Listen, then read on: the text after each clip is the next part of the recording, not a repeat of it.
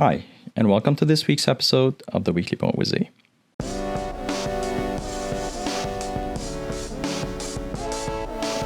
Now, as promised in last week's episode, we will continue to talk about Iran this week, and we're going to go a little bit further in history and talk about the foundation of the modern Islamic Iranian Republic, which the current demonstrations or protests are fighting against currently, and which is more relevant to the situation that we're in today.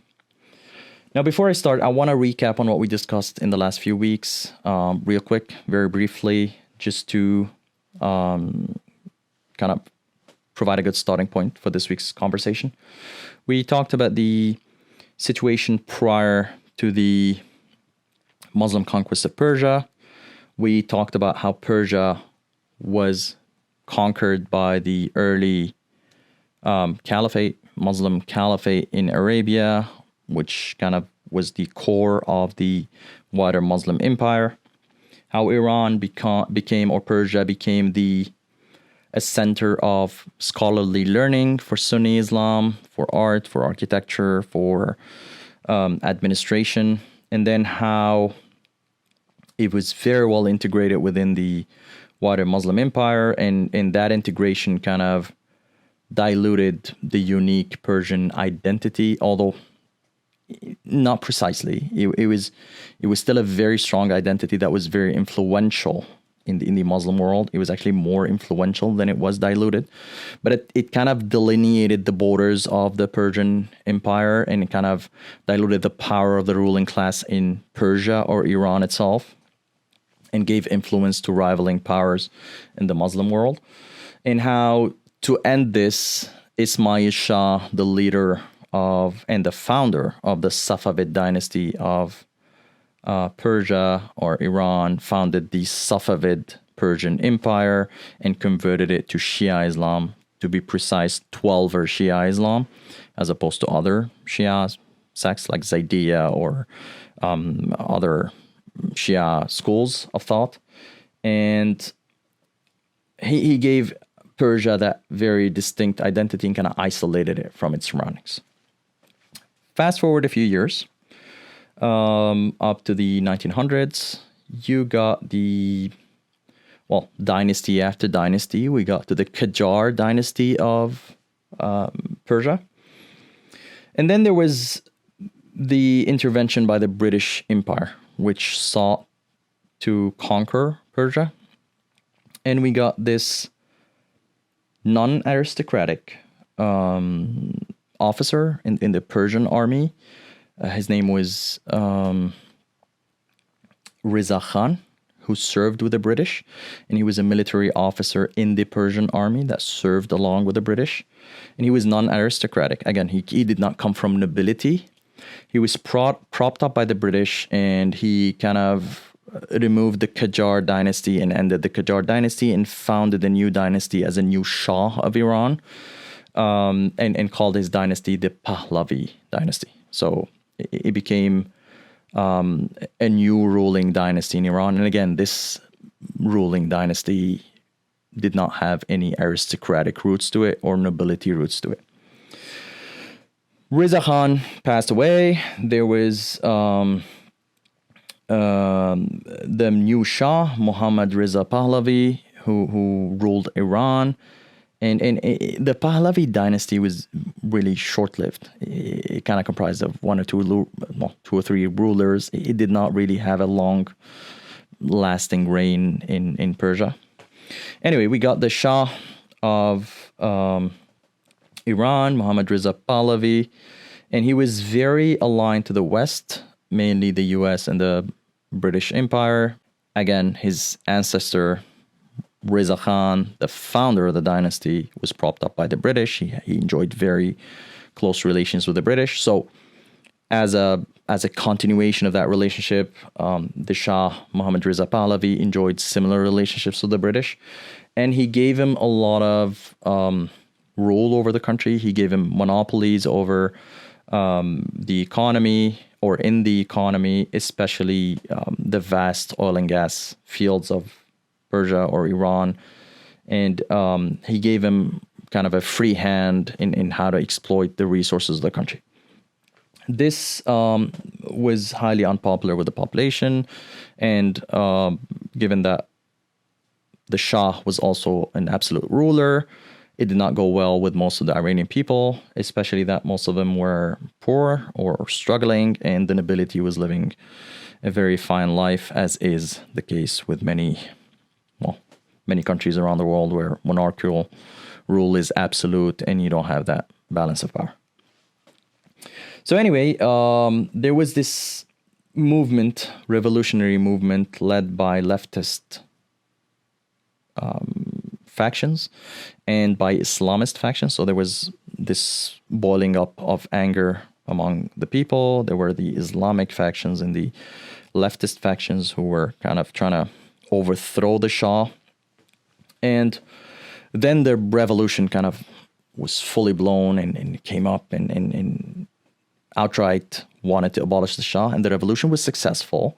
It was led by the Ayatollah Ruhollah Khomeini, or Ayatollah Ruhollah Khomeini, the cleric, a Shia Muslim cleric who was exiled in Paris by the Shah for a while. He was very outspoken against the Shah. He led that revolution and along with his faction and the other leftist and Islamist factions managed to overthrow the Shah. Upon overthrowing the Shah, Ayatollah Ruhollah Khomeini instituted an Islamic Republic and theocratic rule.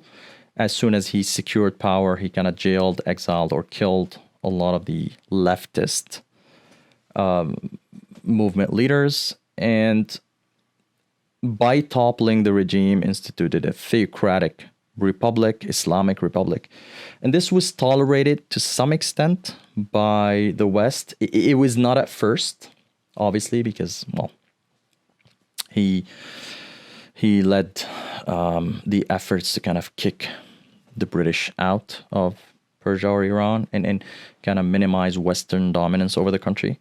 But at the same time, given that and he was a leftist, by the way, so he was exiled in Paris. He was influenced by leftist ideals, and he instituted a leftist type of government. Well, not on the extreme left, but a kind of leftist government. So, although his rule was unpopular among Western powers at first, they kind of tolerated it at some point because his Islamic views were incompatible with more leftist Marxist ideals or movements. So he was very aggressive against Marxist movements in the country, which fit right in within the wider effort to contain the influence of the Soviets and Marxist ideals and communism.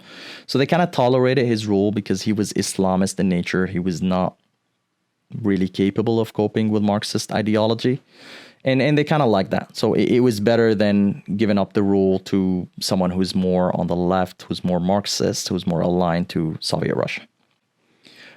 During that time, there were other movements by other Shia clerics. There was Shariatmadari, who was also a Shia cleric who was more moderate, more on the center, who wanted more democracy in Iran. I don't know much about him. I just know that he led a movement that was more centrist. So I don't know if he had good intent or ill intent. I'm not quite sure. But I know that there was this movement that was more centrist. So even within the Shia communities of Iran, not everyone was aligned to theocratic rule. More so around a democratic kind of form of a republic where Islam played a big role, but it wasn't the only dominant role. Fast forward a few years, what the regime in Iran did is take a page out of the playbook of Ismail Shah, the founder of the Safavid dynasty in Iran, the one who converted the country into Shiism. They took a page of that playbook and they started trying to export the revolution, and specifically when they failed to export it within the wider Muslim world, because most of the Muslim world did not adhere to these ideals, or because it was ruled by monarchical rule as well and did not have the luxury of kind of adhering to other ideals, and because most of them were Sunni Muslims, so they were disconnected from the Shia Muslims in Persia because of that decision by Ismail Shah to isolate the country and create a specific Shia identity for Persia. What they did is they ripped a page out of that playbook and started to appeal to Shia communities across the Arab world. So Shia communities are minority communities. If you're familiar with the demographics of the Muslim world, the split is around 10 to 15% Shia and around 85 to 90% Sunni. It shifted a bit in the past few years, but mostly this is how the split is. So most of the Muslim world is Sunni Muslim, and you got a big powerhouse of Shia Islam in Iran or Persia, and then in some other parts of the Arab world. So anyway, he started appealing to Shia communities, and this did not play well with the nations of the region, especially neighboring countries where there were countries that were mostly Sunni dominated and had Sunni rule, and then you got these Shia communities coming up and stirring trouble, so to speak.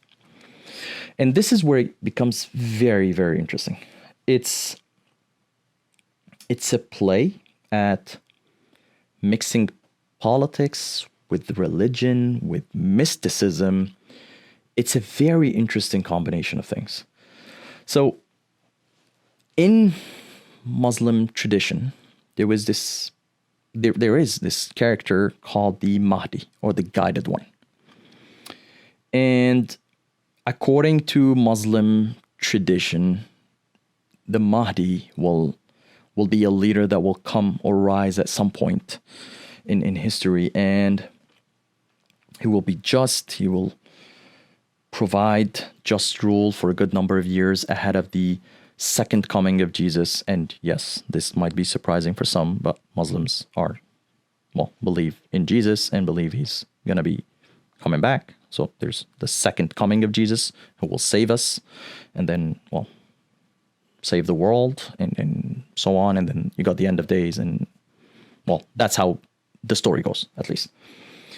So anyway, the Mahdi is supposed to precede Jesus by a few number of years. No one knows how long, but anyway, there's this character called the Mahdi, the guided one, who's supposed to come.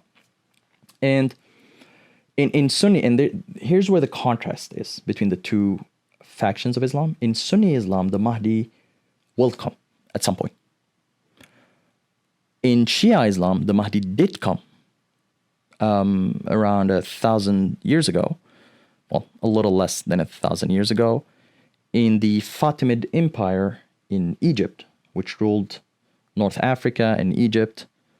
And it was a Shia empire, the Fatimid Empire in North Africa. And if you've watched one of my previous episodes, I'm sorry, I can't recall, I did talk briefly about them. That person came up, and then he disappeared somehow. He went underground into hiding. And he's alive, but he will come out at a point in the future. Now, for Sunni Muslims, again, this is not the virgin, because that person is supposed to be, human. He's just a leader. He's guided by God, but he doesn't have any divine power. So he cannot outlive kind of a normal person's lifespan. But for Shia Muslims, he has some sort of divine power. He disappeared on the ground, but he could appear at any moment. And what Iran did, and the clerics in Iran did, and this is a very interesting concept, is proclaim that the clerical rulers of Iran know the Mahdi, have spoken to the Mahdi, and continue to speak for the Mahdi and get guidance from him. So, according to Shia Muslims, many of whom adhere to the Iranian branch of Shiism or Iranian Shiist influence of some sorts, they believe that the rulers of Iran speak to the Mahdi, and that the Mahdi is in hiding, but he guides them. He provides them with instructions on how to rule and how to, guide the world into a better future. So you got that evangelical sort of, well, if I could call it that, like Shiist evangelical, if I could call it that, movement that believes in that. And the problem is that up until that time, most Shia communities in the region believed that a day would come when the Mahdi would come and save him from Sunni persecution or Sunni domination or whatever it is, and kind of, I don't want to go to extremes, but maybe kill all of the Sunnis. I don't know, along with other religions and factions or whatever, and kind of institute that Shia rule that is just and well, I don't know what to call it. But anyway, it's a period where the Shia will dominate the earth. And they were waiting for that coming. There was a decision to wait for that coming. So they were biding their time, so to speak, within wider Muslim communities, whereby we'll leave that to be settled, that score to be settled at some time in the future. For now, let's live and coexist and just, I don't know. What happened is, by Iran mentioning this and proclaiming that they're already in contact with the Mahdi, is that all of the Shia communities rose up. Well, most of the Shia communities rose up and started revolting against Sunni rule because, well, if the Mahdi is asking me to do so, then I should do so. I should aid the Mahdi in returning. And that created a tinkerbox for instability in most of the Arab world. And this created a very powerful counter-movement by Sunni rulers, whereby they persecuted Shia communities. They were very aggressive in containing this revolt or this uprising, and it led to a lot of atrocities that led to very unfortunate events that happened to the Shia community, which obviously are, I do not agree with. I don't think any human should agree with. But anyway, it was a counter movement to kind of provide stability or retain stability or return to a status quo that was prevalent in the region. Now, Iran moved to adopt the causes of Shia Muslims and use that as a pretext. So Shias are revolting on behalf of the Mahdi, and then you got the Sunni oppressors oppressing Shia even more, the Shia even more, and now I'm here to defend the Shia. And what that led to is a lot of interference by Iran, where it built up communities within communities. It built up militias or paramilitary groups in so many different countries, which it used for years and years and years and years to destabilize a lot of the Middle Eastern countries. What happened is their influence was contained because you got back then Saddam Hussein, the leader of Iraq, the president of Iraq back then. He kind of provided a seal of some sorts or a barrier of some sorts for Iranian influence westwards. And then when he was deposed and later hanged or killed due to a ruling in Iraq, it kind of opened up the floodgates for Iranian influence. And they spread westward. And all of those militias rose up in support of Iranian intervention in the region. You got the different militias in Iraq propping up. You got Hezbollah in Lebanon, Hezbollah in Syria. You got several groups in Bahrain. You got different Shia groups coming up and rising up and kind of taking arms against the governments of these different countries. And what that created is a situation where Iran, represented by its regime, started supporting these different groups and relying on them to kind of destabilize rule and installed governments that are loyal to Iranian influence, kind of like what happened in Syria and what happened in Iraq. But at the same time, in order to do that, it led to a situation where Iran or the Iranian regime started funneling huge amounts of resources out of Iran to those different parts of the Arab world. And it kind of took a hit on the Iranian economy. And at the same time, Iran, with its ambitions to to lead a nuclear program, was hit with many different sanctions. Combine the two together and you got a full faltering of the Iranian economy. And it kind of created this cycle where the prosperity of the Iranian people is in supporting movements outside of Iran to further Iranian influence, which in turn led to their oppression and the oppression of other Arab peoples or Middle Eastern peoples, well, specifically Arab, because they couldn't do the same thing with other Middle Eastern countries like Turkey, for example. But anyway, it led to the oppression of the Iranian people and the Arab people of the region, and then it created that cycle. So we need to oppress you and oppress the Arabs so that we further our interests, so that we further our influence, so that we create a better world for the Shia and Iranians, so that we could provide you more. But in order to do that, we're going to take more from you, and so on and so forth. This is a regime that has no limits, that is bound on furthering its influence and power in the region, and that has no moral values or moral compass. It just wants to dominate the region. And it's the enemy of both the Arab peoples of the region and the Iranian people of the region. So what we need to do is collectively support the Iranian people in their struggle against that regime and provide them with any support necessary, short of anything that would incite violence against anyone else. Thank you, and I'll see you next week.